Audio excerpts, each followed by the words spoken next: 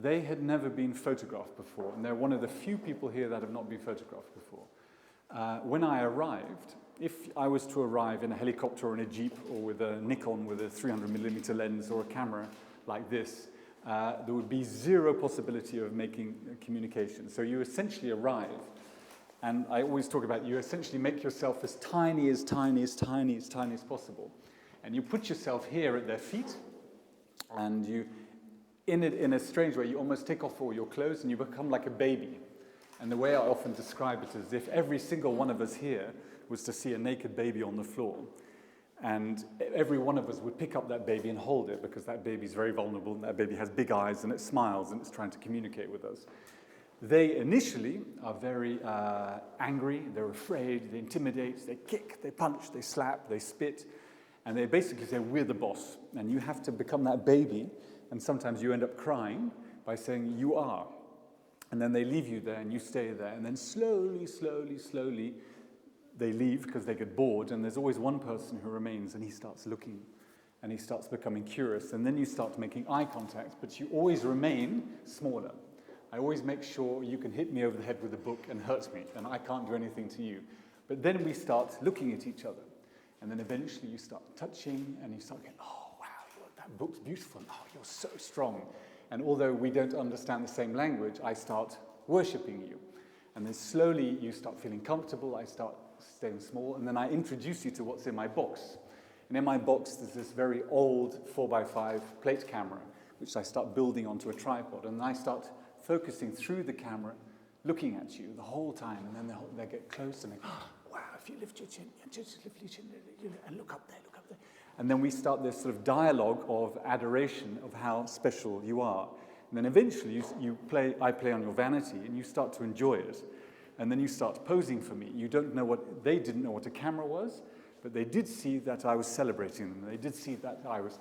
And the more hot it is, the more difficult it is, the more you sweat, the more you cry, the more you show how utterly enthusiastic you are to see them and put them on a pedestal. And then eventually, they start coming back, and then eventually you start this whole group process. I have a question. How do you handle the language barrier? How do you again, the simplest way of describing it is, have you seen Mr. Bean? Yes. Okay. Mr. Bean is an actor called Rowan Atkinson, and wherever I go in the world, no matter how remote the aeroplane, I'm often sitting and Mr. Bean plays on the little screen. Mm-hmm. And I often thought, how can that be? And then I realized not so long ago, it's because he's communicating in a way we all understand. There's no language. But he communicates in such a vulnerable way, but he's trying to achieve basic human needs, and he fails. But we all empathize with him because he dares to show his fallibility in a way that we all feel it, but we all try and cover up. Does that make sense? Yes. He makes a fool of himself in trying to go from A to B.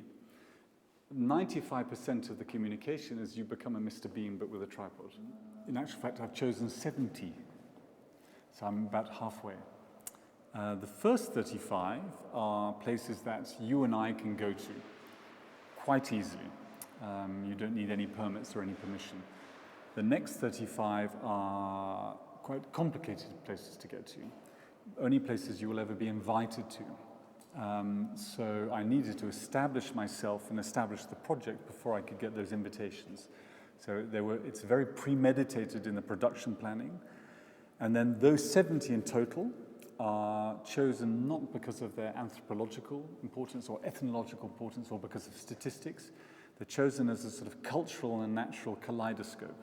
As I said, I have no scientific learning within this context, but I want to create a sort of a visual palette of the world's last and most remote peoples in the most spectacular locations. The gauchos are also one of the reasons I chose, but also the same as the Maoris in New Zealand. They're people who live in tradition. They're not a tribe, it's more of a culture, but in essentially the developed or the developing world.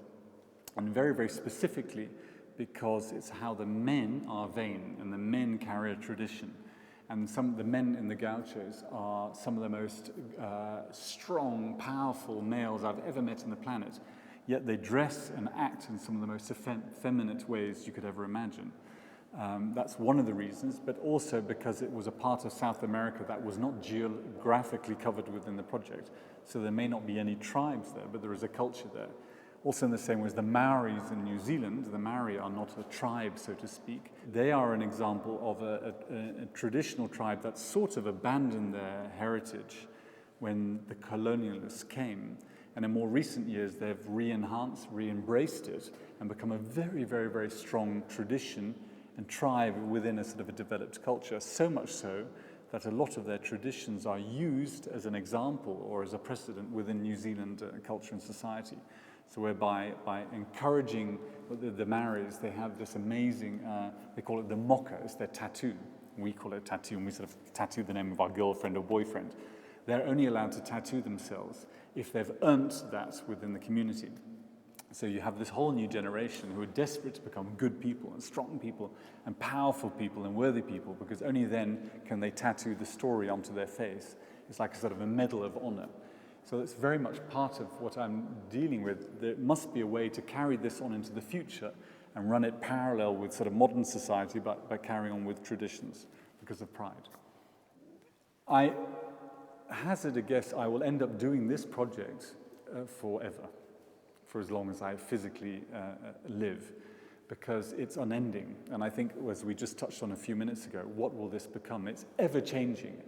And the title of the project so far has been Before They Pass Away. It's a little bit controversial. It sort of reflects on perhaps something is dying.